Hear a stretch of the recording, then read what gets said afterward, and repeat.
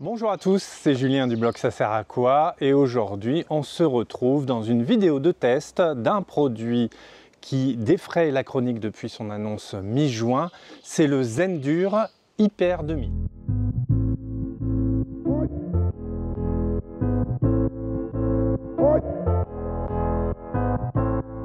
Alors, comme je l'ai dit en introduction, le Zendur Hyper 2000 est un produit qui a été annoncé mi-juin, le 18 juin exactement, le 19 officiellement. Le 18, je vous avais fait une vidéo à Munich pour sa présentation officielle. Donc, je vous invite à aller voir cette vidéo si vous voulez avoir beaucoup plus d'informations techniques. Ici, dans cette vidéo, on va se focaliser plutôt sur mon usage, puisque maintenant, moi, je l'ai eu début juin. Je tourne cette vidéo fin juillet, donc ça fait 2 mois que je l'utilise. Et on va voir un petit peu, effectivement, comment ça se comporte pendant 2 mois d'utilisation. Alors, le Zendur Hyper 2000, donc voilà, c'est ce petit appareil-là qui vient s'empiler au-dessus des batteries AB1000 et AB2000. Donc on peut empiler jusqu'à 4 batteries de stockage de l'énergie, donc 4 fois 2000, enfin 1920 Wh si je me souviens bien, et pour la AB1000 c'est un petit peu moins que 1000 Wh. Donc on vient ici les emboîter avec ce petit connecteur étanche. Et vous voyez que c'est assez simple. On a un bouton d'allumage ici, une bande LED pour donner le statut. À l'arrière, l'arrière c'est tout simple, c'est la prise avec le câble pour brancher sur une prise secteur et les entrées de panneaux solaires. Alors vous voyez qu'il y en a quand même pas mal, il y a 8 câbles exactement, parce qu'il y a 2 entrées MPPT, 2 entrées MPPT de 900 watts chacune. On va pouvoir quand même brancher beaucoup plus de panneaux. Là, pour moi, pour le test, j'ai pu brancher jusqu'à 8 panneaux de 200 watts. Donc, j'ai utilisé tous les petits câbles au format MC4 standard. Petite particularité, alors ça peut paraître juste pour le design, mais il y a des petites ailettes, c'est les ailettes d'aération, tout simplement, puisque on va avoir le micro-onduleur qui est intégré. Alors, puisque je parle, je vais poser ça, il pèse son poids quand même. Puisque je parle de micro-onduleur, on va continuer un petit peu sur les spécificités techniques. Donc, je l'ai dit, 1800 watts pour intégrer l'énergie issue des panneaux solaires au format MC4, en sachant qu'on peut brancher jusqu'à 2400 watts de panneaux solaires. Mais forcément, l'entrée dans l'Hyper 2000 sera bridée à 1800 watts. Alors, contrairement à la solution Up 2000 que j'ai testée aussi précédemment, là, le micro-onduleur est directement intégré. Et c'est un micro-onduleur 1200 watts. C'est-à-dire que c'est lui qui va faire le boulot de transformer l'énergie en courant continu, donc tout ça c'est du courant continu, le stockage dans la batterie, les panneaux photovoltaïques sont en courant continu, et le micro-onduleur va prendre le courant continu et le transformer en courant alternatif pour l'injecter dans votre maison. Et donc son rôle c'est ça, et il va être bridé à 1200 watts maximum, c'est-à-dire que le système de Hyper 2000 ne pourra sortir à votre maison que 1200 watts. Alors si vous avez besoin de plus de puissance que 1200 watts en sortie, Zendur a prévu le coup puisqu'on peut linker, on peut lier 3 Hyper 2000 donc, pour considérer dans le système comme s'il n'y avait qu'un seul Hyper 2000. Donc c'est plutôt bien fait. Moi je l'ai testé ici avec les 2 Hyper 2000, donc je n'en vois qu'un dans le système. On peut mettre bien sûr les batteries, donc ça veut dire qu'on peut aller jusqu'à 3 fois 4 batteries, donc 12 batteries de 2 kW, ce qui est quand même déjà assez conséquent, il faut voir le besoin. Alors on peut mettre ce système avec les 3 Hyper 2000 en monophasé, sans aucun problème, contrairement peut-être à ce que j'ai dit dans la vidéo de présentation. Donc il n'y a aucun souci, on peut mettre les 3 Hyper 2000. On peut mettre, si on est en triphasé, 3 Hyper 2000 aussi, et pas 3 par phase, comme j'ai dit, c'est sûr, c'était une bêtise dans la présentation. Donc on va mettre sur chaque phase un Hyper 2000 pour redistribuer jusqu'à donc 3600 watts à la maison. Alors, vous allez me dire, donc, quel est l'intérêt par rapport au Hub 2000 si vous avez déjà investi? Alors, si vous avez déjà investi, vous inquiétez pas, c'est pas pour autant que votre Hub 2000 est totalement obsolète. Ce que j'ai vu beaucoup dans les commentaires, c'est vrai, Zendur a sorti beaucoup de matériel. Il y a eu le Hub 2000, le All-in-One, le Hyper maintenant et le Ace. Alors le Ace est bien sûr totalement à part, puisque vient en complément potentiellement même du Hub 2000 ou à l'utilisation totalement autonome. Mais donc le Hub 2000 n'est pas obsolète pour autant. Bien sûr, le Hyper 2000 vient avec une fonctionnalité qui fait toute la différence pour moi. Dans mon cas surtout d'usage, et je vous en parlerai bien après, c'est que le Hub 2000 va pouvoir recharger depuis la prise électrique les batteries. Et alors, il y a plusieurs possibilités pour ça. On va le voir un petit peu plus tard dans la vidéo. Donc au déballage, rien de très compliqué, on a le carton. Je ne vous refais pas le déballage de la batterie, je vous invite à aller voir la vidéo du Hub 2000, j'avais fait tout le déballage en vidéo. Le déballage du Hyper, on le sort, on n'a rien avec le Hyper, hormis bien sûr les câbles nécessaires. On a juste des petites bagues en métal de maintien qui vont permettre ici de venir pincer le Hyper et la batterie Hub 2000 afin de les solidariser, et je vais vous montrer ici directement sur la vidéo. Ici on enlève les petits capuchons et on vient visser directement ces petits caches, ce petite bague en métal. En termes d'installation, d'utilisation, forcément c'est une solution plug and play. On déballe, on empile les batteries, on allume, on branche éventuellement les panneaux solaires.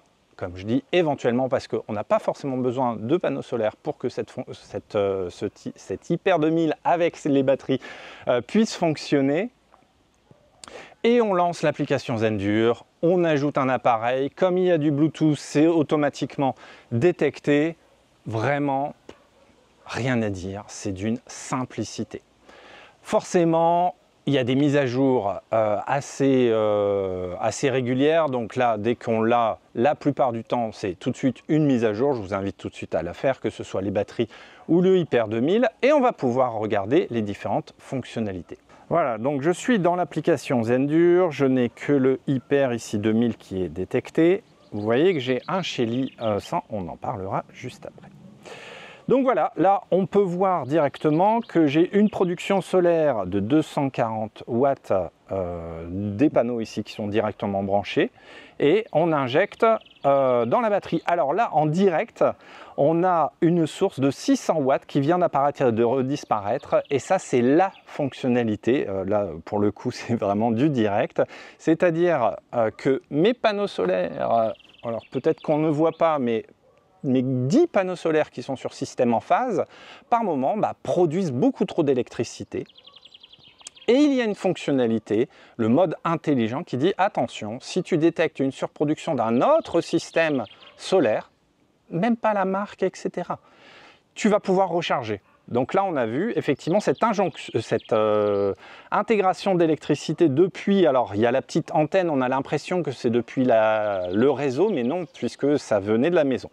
Donc, j'ai déjà un peu spoilé la fonctionnalité, c'est pas grave. Donc dans l'application, on va retrouver toutes les métriques de production, intégration dans la batterie, utilisation de la batterie, etc. Donc ça, je vais vous projeter la journée peut-être d'hier. Voilà, donc on a la production solaire, on a ce qui a été envoyé à la maison, on a ce qui a été envoyé ou reçu par la batterie vers le bas ou envoyé vers la maison, et on a ce qui a été intégré depuis le réseau, alors le réseau de la maison. Donc là on voit bien que j'ai rechargé la batterie grâce à mes panneaux solaires. Les différents modes, puisqu'on a des modes de fonctionnement, et c'est ça l'intelligence des produits Zendur. On a un peu comme le Hub 2000, on a l'attribution, donc on va pouvoir en fonction de plage de temps dire à l'Hyper comment il va fonctionner, suivant si on veut charger, décharger, suivant une certaine plage horaire. On a le système de tarif électrique. Alors, c'est ce que j'ai expliqué dans la présentation.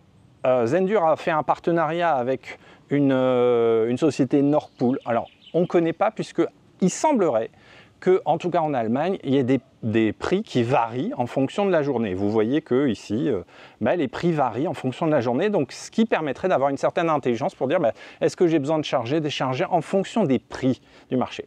En France, on n'a pas ce genre de cas-là, donc on va passer tout de suite au mode intelligent. Donc le mode intelligent, c'est en fonction de votre besoin et de votre production. La première, c'est la prise intelligente. Si vous avez des prises intelligentes compatibles, donc de la marque Zendur ou de la marque Shelly, puisque Shelly a un partenariat, dès que la prise va demander du courant, le Hyper va détecter et envoyer le courant nécessaire au réseau de la maison. Donc forcément, c'est la prise qui va consommer.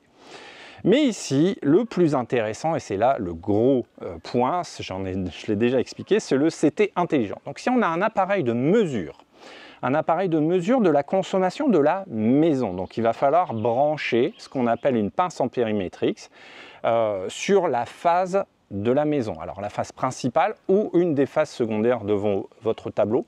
Moi, je l'ai mis sur la phase principale, comme ça je sais ce qui rentre ou ce qui sort de la maison. Et vous voyez qu'on a deux possibilités. Soit on utilise le satellite monitor CT, donc qui est un appareil, pareil, il y a deux pinces qu'on va pouvoir brancher, ou alors le Shelly, qui lui dispose de trois pinces, mais qui a son désavantage de devoir être intégré plutôt dans le tableau électrique, c'est un peu plus galère. Et donc là, vous voyez qu'en direct, ma maison consomme moins 1300 watts. C'est-à-dire que mes panneaux solaires, il y a un gros coup de soleil, les panneaux solaires envoient dans la maison, il y a trop d'électricité, donc ça renvoie normalement gratuitement sur le réseau. Donc là, au bout d'un moment, alors c'est pas immédiat, il y a quand même un léger temps pour capter cette information. C'est même pas le temps de capter l'information, c'est en fait le micro-onduleur ne peut pas faire charger, décharger, charger, décharger, enfin transformer en courant continu ou courant alternatif, mais vraiment toutes les 2 secondes. Il y a une sorte, comme on dit en anglais, un cool-down et un ramp-up pour augmenter ou pas. Donc là, forcément, il y a un petit délai pour prendre cette info. Alors je reviens sur le Hyper, là, je vois bien qu'il est en train d'intégrer depuis mes panneaux solaires 977 watts. Si je clique, je reviens sur l'intelligence, donc je vois bien que c'est mon appareil Shelly et la phase numéro C qui dit tiens, je suis à moins 168. Donc là, je pense qu'il est en train de baisser la charge vers la batterie. Non, encore. Ah oui, non, moins 168, pardon, c'est ce qui sort vraiment de ma maison. Donc forcément, il y a 1000 watts là qui restent dans ma maison, enfin qui vont dans la batterie, qui sont en train de charger la batterie. Il y a encore un tout petit delta qui part vers la maison. Donc voilà, ça c'est la fonctionnalité phare de cet Hyper. Et comme vous pouvez imaginer, on n'a pas besoin d'avoir des panneaux solaires branchés sur l'Hyper 2000 pour avoir une solution de stockage. Si vous avez déjà, comme moi, des solutions qui surproduisent, vous pouvez intégrer ce système de stockage qui n'ont pas besoin d'être liés, on va dire informatiquement, dans le logiciel et compatible. Il suffit juste d'avoir une pince qui mesure est-ce que j'ai trop de production solaire ou pas.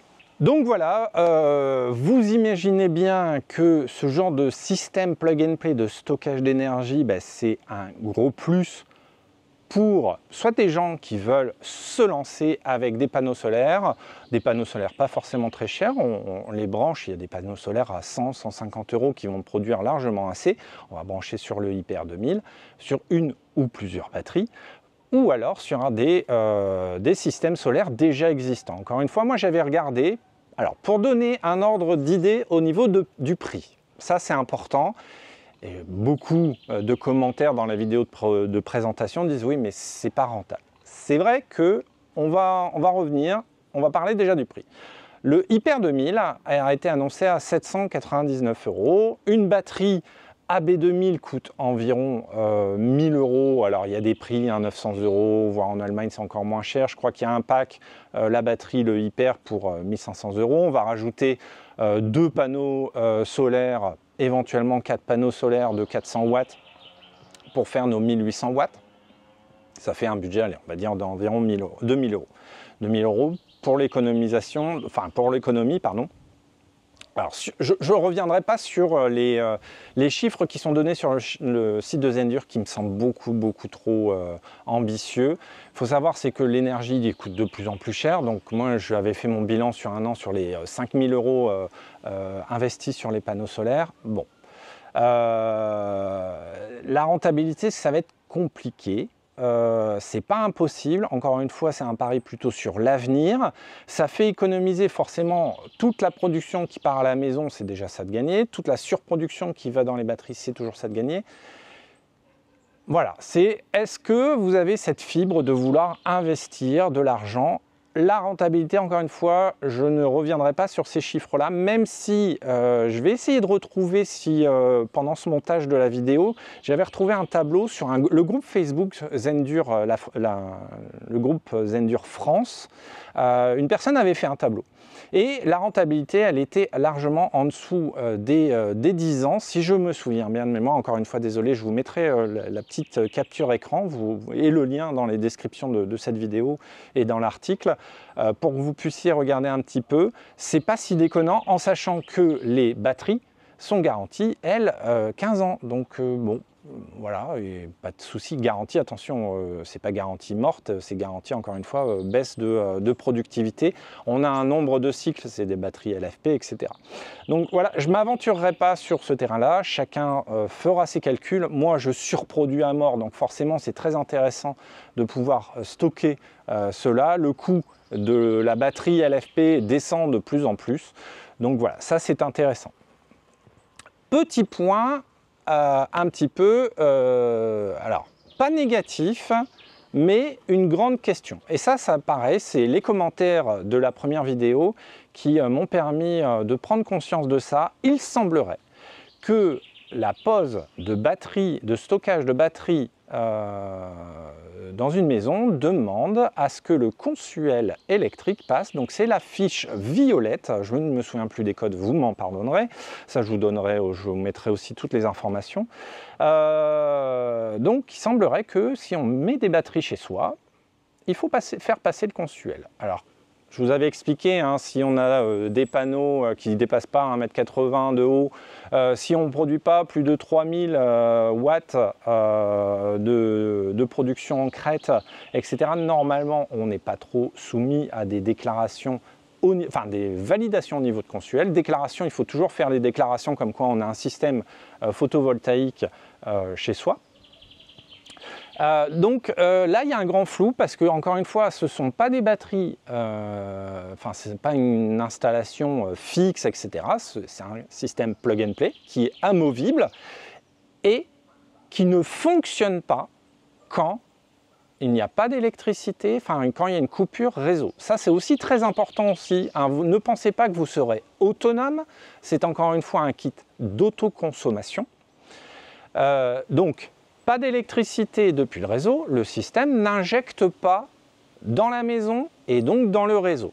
Je pense que le système de consuel, etc., c'est aussi pour s'assurer qu'il n'y a pas d'injection dans le réseau à partir du moment où il y a une coupure réseau.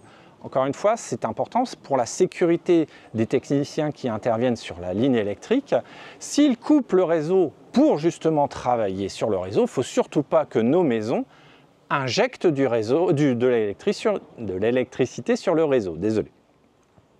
Donc voilà, je pense que c'est pour ça qu'à l'époque, encore une fois, c'est hyper daté, j'ai été parcourir le forum photovoltaïque. Beaucoup de personnes en parlent, beaucoup de personnes aussi un peu véhémentes avec ces systèmes de stockage d'électricité qui sont plus chers, même si le prix est quand même vraiment à la baisse, c'est plus cher que des systèmes dits DIY. Vous prenez des batteries faites maison, vous faites les branchements maison, etc. Ça vous reviendra beaucoup moins cher que ça. On part ici d'un kit plug and play. Donc forcément, les gros passionnés qui vont défendre le tout fait maison ne seront pas partisans de ce genre de système-là. C'est normal, il en faut pour tout le monde, il en faut pour j'ai envie de dire Madame Michu et Monsieur Michel qui va vouloir brancher et c'est tout, pas se prendre la tête. Et il faut aussi des systèmes un peu plus geeks comme moi j'ai pu installer. Donc ça, c'est important. Il y a un flou à ce niveau-là. Je ne sais pas si la fiche violette est trop ancienne pour justement prendre en compte ces systèmes-là. Tout comme avant, on avait le système de est-ce que les systèmes plug and play peuvent être branchés, etc. Donc sous la limite des 3000 watts. Il y a un flou. J'ai contacté Zendur, je leur ai dit attention, il y a ce truc-là en France. J'ai pas encore eu de réponse. Même moi, je n'arrive pas à avoir de réponse au niveau du consuel en disant bah voilà, j'ai des batteries plug and play, qu'est-ce que je fais? Est-ce que j'ai le droit de les brancher, pas de les brancher? J'espère que ça va être clarifié dans le temps. Si bien sûr c'est clarifié, je mettrai dans mon blog, sur cet article de test, le résultat. Sinon, ou dans la description pardon, de la vidéo. Voilà, ça c'est un peu le point négatif. Et le deuxième point négatif, vous l'avez entendu, c'est que ça ne fonctionne pas. S'il n'y a pas d'électricité dans le réseau, ce n'est pas un système autonome, c'est un système d'autoconsommation. Voilà, donc pour un investissement qui reste un peu conséquent, mais bon, encore une fois, si vous investissez 2000 € dans un système qui va vous produire 1600, 1800 watts, suivant les panneaux, la rentabilité peut être assez bonne. Si vous avez une bonne orientation, un bon enseignement. Voilà. Moi, ce que j'ai vraiment adoré, c'est l'intégration avec d'autres systèmes photovoltaïques. Admettons que vous avez craqué le sac et vous avez acheté les panneaux BIM, les panneaux Synology, des panneaux, tout ça plug and play. Puis au bout d'un moment, vous dites, merde, quand il y a plein de soleil, je produis beaucoup trop. Bah, ça peut être le cas. Je n'ai pas parlé aussi de la fonctionnalité, bien sûr. Si vous voulez recharger en heure creuse pour utiliser en heure pleine, c'est une possibilité avec le système de gestion horaire. Bon là, la rentabilité, vous oubliez, hein, ça peut être sympa, mais bon, investir ce genre de montant-là pour cette fonctionnalité-là, ça ne vaudra pas le coup. Clairement, il faudra quand même rajouter quelques petits panneaux solaires. Alors ça peut être le cas si vous voulez faire fonctionner les batteries, le temps de recevoir et d'installer vos panneaux solaires, mais clairement, ne faites pas ça. Voilà, je pense que j'ai fait le tour. Moi, très clairement, hein, je suis conquis pour cette phase de test avec les deux hyper. Encore une fois, hein, pour tout ce qui est rentabilité, je vous laisse faire vos calculs. Ça dépendra quand même de beaucoup de certains cas. L'autre gros point noir, c'est la disponibilité de cet Hyper 2000. Il a été annoncé, je pense qu'il a eu un très gros succès puisque il n'y en a pas en stock. À l'heure où je tourne cette vidéo, fin juillet, je crois que les commandes qui ont été faites mi-juin seront envoyées fin août de ce que j'ai vu dans les forums et dans les groupes Facebook. Ça a l'air d'être un gros succès pour Zendur.